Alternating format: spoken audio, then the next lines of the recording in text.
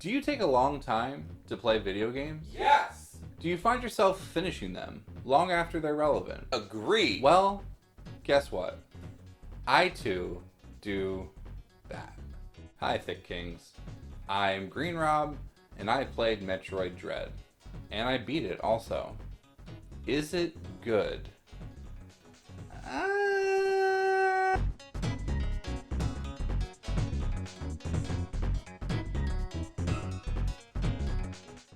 I've been a Nintendo boy since I was born at 5 years old and played Mario 64, and out of all these games that Nintendo has, I probably paid attention to Metroid the least.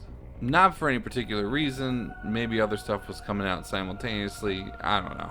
But I do know that Metroid fans are a very niche but vocal group, and y'all have been hurting for a long time. The last traditional Metroid game was Metroid Fusion for the Game Boy Advance in 2002. I mentioned in my last video, you go watch it if you want. The last Metroid Prime game, 2007. But 10 years later, right after the announcement of the Switch, Nintendo announces Metroid Prime 4. And a year and a half later, they release a development update saying that they are starting development over from the ground up, followed by radio silence. Metroid fans are down egregiously. And then at E3 2021, Nintendo announces Metroid 5, aka Metroid Dread. People lost their minds over this shit. And shortly after the game came out, local irrelevant old man game developer David Jaffe made a video about how he didn't know how to shoot up, and therefore Metroid is badly designed. So he says, go back up in that room and shoot the ceiling. What? Why? There's no indication on the map, there's no indication visually that the ceiling needs to be shot. Watch this. This is ridiculous. I don't know how this is acceptable. But what David doesn't understand is this shit rules. You see, David, one of Metroid Dread's strong points is the sense of exploration, because it feels human. What I mean by that is there are moments where you're kind of hitting your head against the wall, and when you finally figure out what you have to do, you go, oh. At least I do that. I'm not a smart person.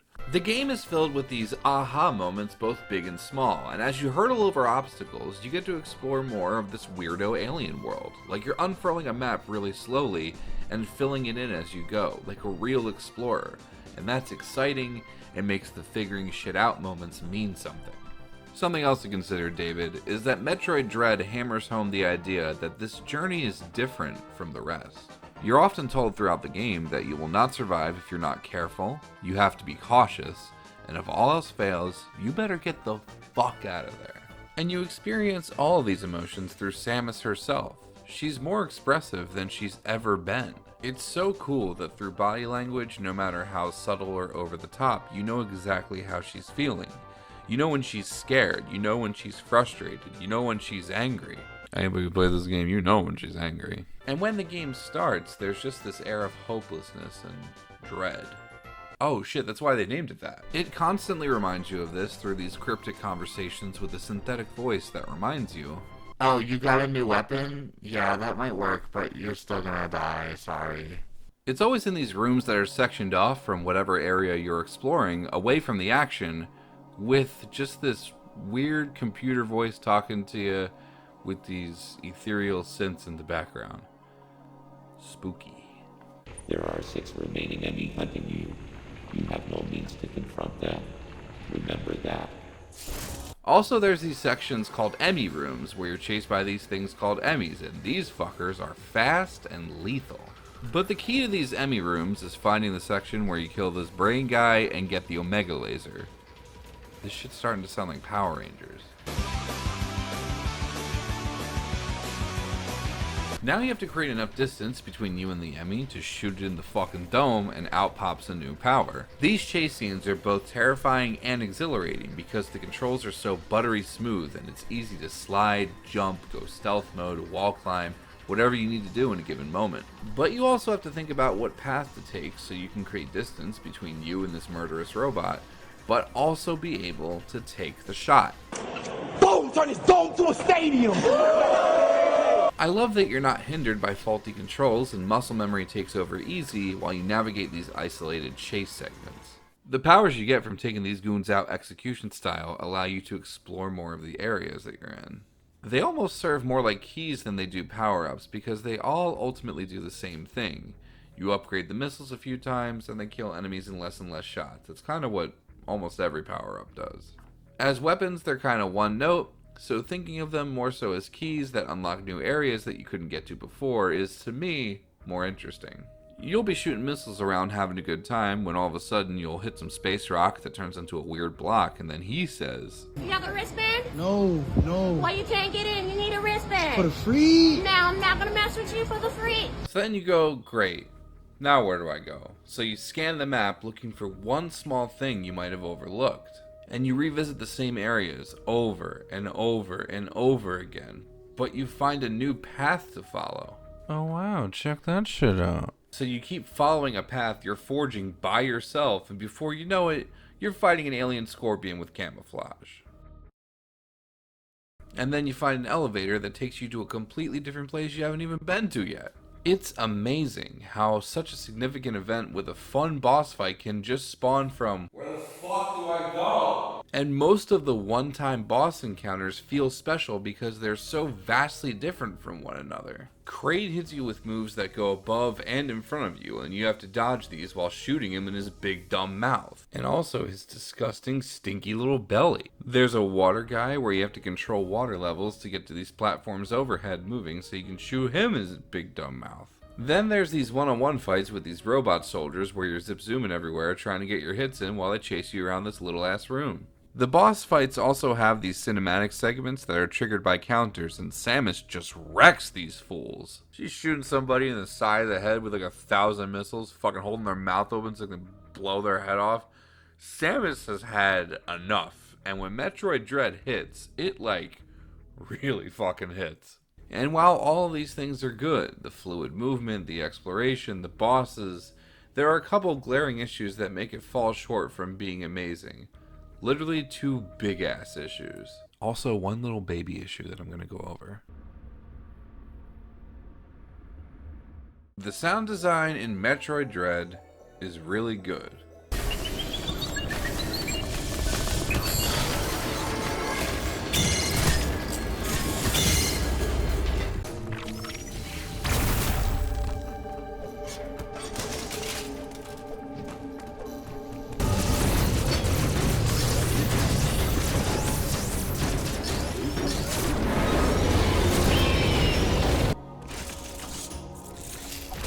Uploading data.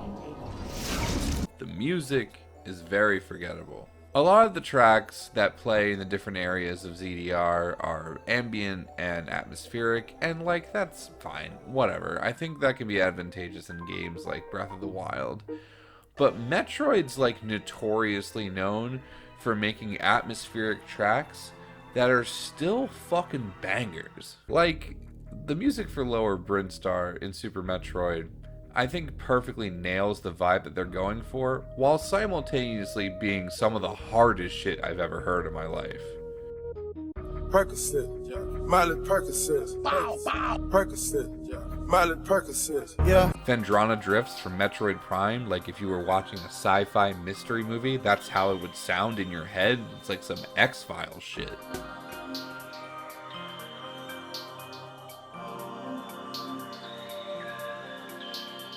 Metroid Dread has 0 bangers. And they made Lower Brinstar worse.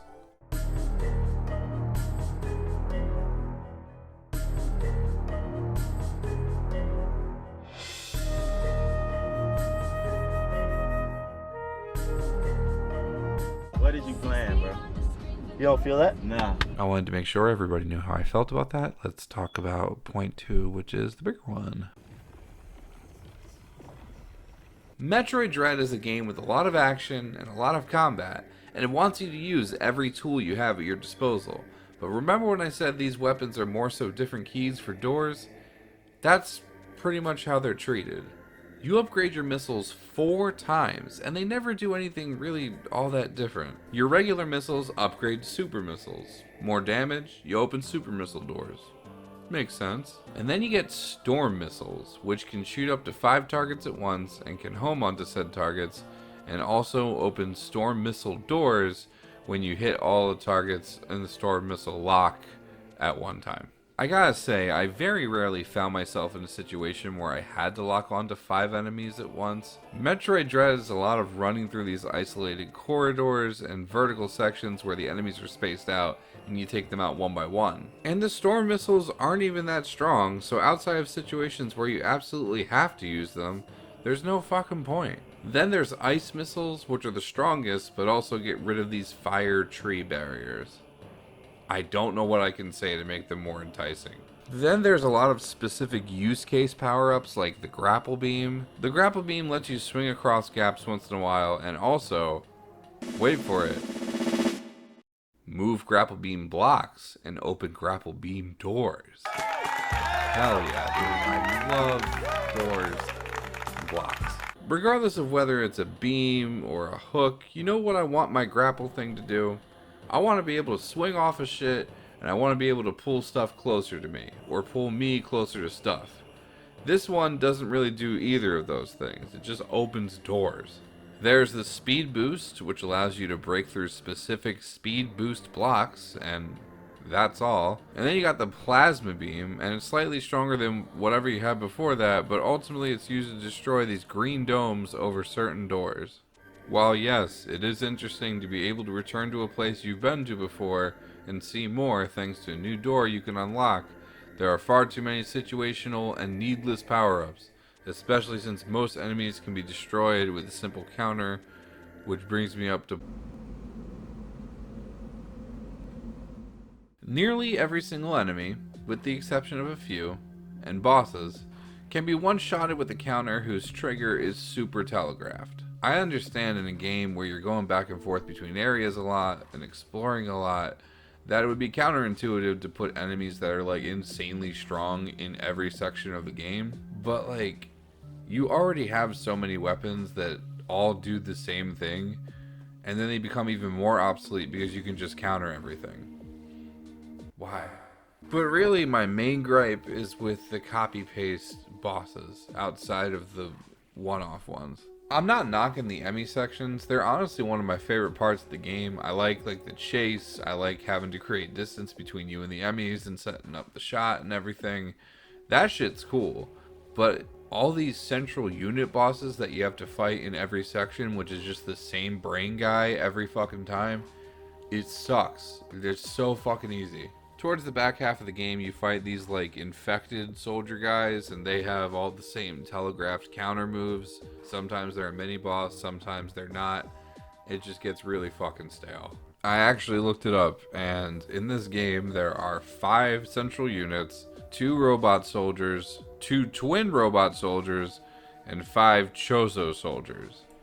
Like, I mean, it just feels like it's not enough. It almost feels like they gave me like a really good dinner, and the recipe's really good and I liked it, but like the flavor didn't come through all the way, and they just like forgot to put a little bit more salt in at the end. In this case, in the form of like enemy variety or whatever. It just falls short of being like great.